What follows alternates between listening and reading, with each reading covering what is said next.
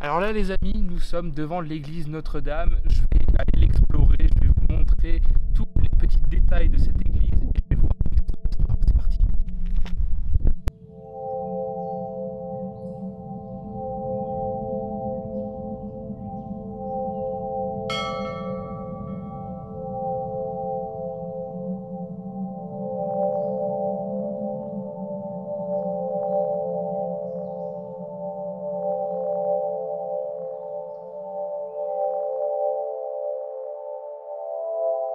Donc là les amis, nous sommes juste à l'intérieur de l'église et je voulais vous montrer parce que ici, là où je me trouve, c'est un style très gothique et en face de moi, c'est un style beaucoup plus moderne et beaucoup plus renaissance.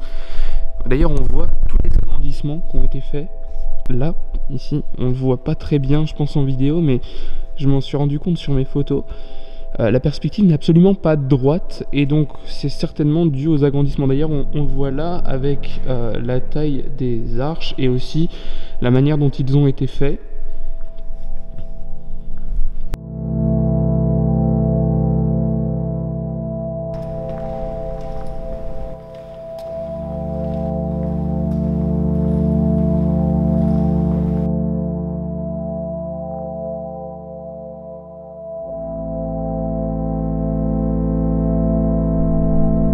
L'église Notre-Dame faisait partie d'une grande enceinte qui s'appelait la chapelle Fouquet. Sa construction s'étend entre le XIIe et le XVIe siècle et on compte environ 3 grands agrandissements au cours de ces siècles. À la demande des Milonnais qui trouvaient la chapelle Saint-Va beaucoup trop éloignée de la ville haute, la reine-mère Catherine de Médicis décide de faire élever un sanctuaire devant lequel je me trouve.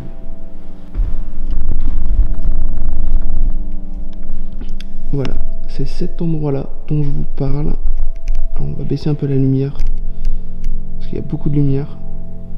Mais voilà, c'est à ça que ça ressemble. C'est vraiment très très beau d'ailleurs. Je vous montre avec un peu plus de lumière la partie basse.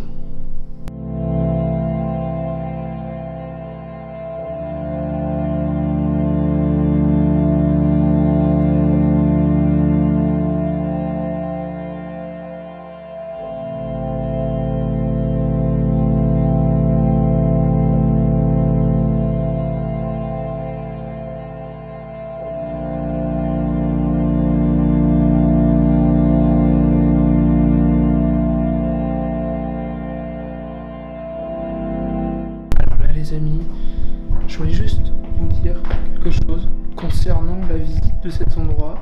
Moi j'ai des autorisations pour être là, donc il est évident qu'il est interdit de pénétrer dans ce lieu sans autorisation. Moi je les ai, donc voilà. Je me trouve actuellement dans une chapelle dont j'avais aucune connaissance. Je vous rappelle que j'ai grandi ici, mais je n'avais aucune connaissance de cet endroit.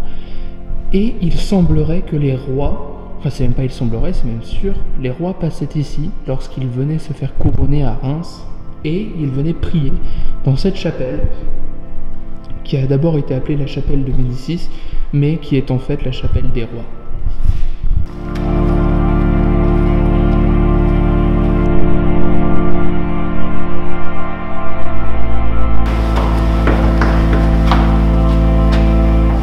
Les amis, là on va monter dans la tour qui fait 26 mètres de hauteur. Là on va prendre les escaliers qui sont très très étroits d'ailleurs.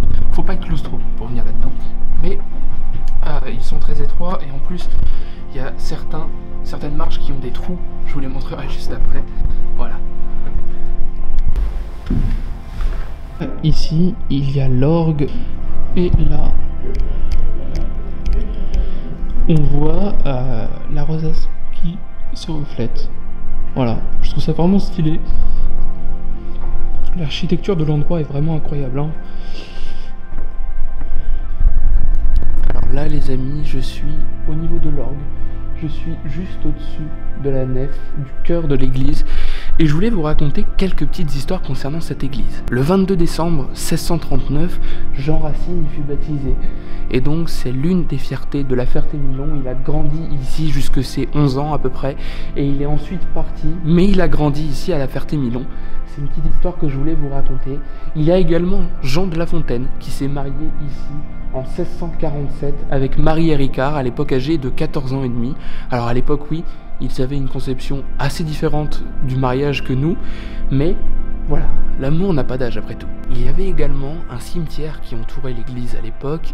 Il a été interdit le 1er janvier 1812 suite aux catacombes de Paris notamment. Pour ceux qui ne connaissent pas l'histoire, c'est une histoire qu'on vient de me raconter. En fait, il y avait des problèmes de cimetières, de débordement de cimetières, et il a fallu désengorger les centres-villes de tous les cimetières dans toute la France. Et en 1812, le cimetière des Innocents a été retiré et interdit de la Ferté-Milon.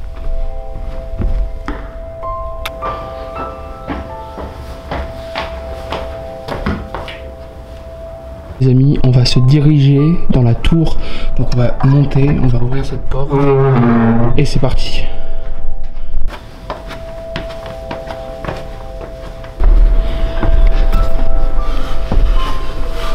Les amis, je suis actuellement juste à côté des cloches, elle est juste là, regardez.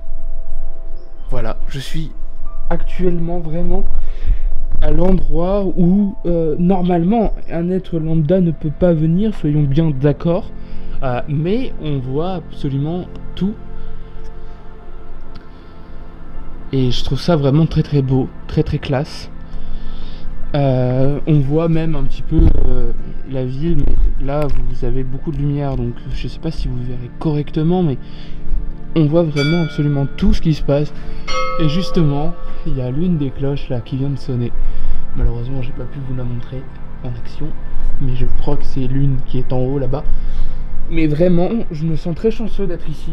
Alors, évidemment, faut éviter de faire le saut de l'ange là-dedans, parce que clairement, je me retrouve tout en bas et ça risque de faire très très mal.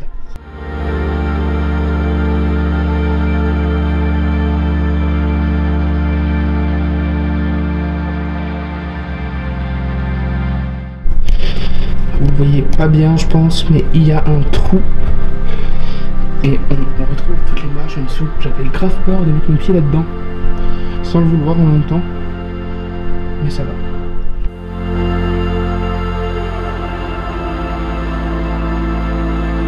Juste ici se trouve la sirène d'alerte que l'on entend généralement le premier mercredi du mois.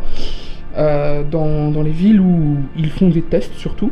La nôtre est pas fonctionnelle pour le coup, elle est en panne actuellement, elle devrait être réparée, enfin j'espère en tout cas, ce serait intéressant de l'entendre un de ces jours. Voilà. Les amis, nous sommes actuellement sur le toit de l'église, ou en tout cas ce qui aurait dû être un toit terrasse. Depuis, une charpente en bois a été rajoutée, mais avant en fait, si vous voulez, c'était une sorte de tour de guet. Les gardes se mettaient ici donc, et ils avaient une vue sur absolument toute la ville. Et clairement c'est très haut, on est à 26 mètres du sol, ici à cet endroit pile. Donc c'est très très très haut, et on a de belles vues sur le reste de la ville. Là je vais vous montrer, on voit une maison. Alors j'ai pas beaucoup de lumière, voilà c'est bon. Là on voit une maison, et de ce côté là, on voit le château.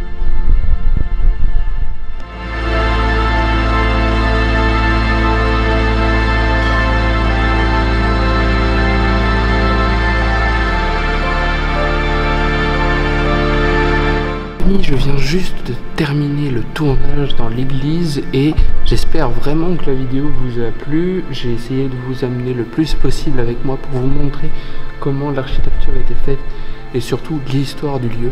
Voilà, j'espère que la vidéo vous aura plu.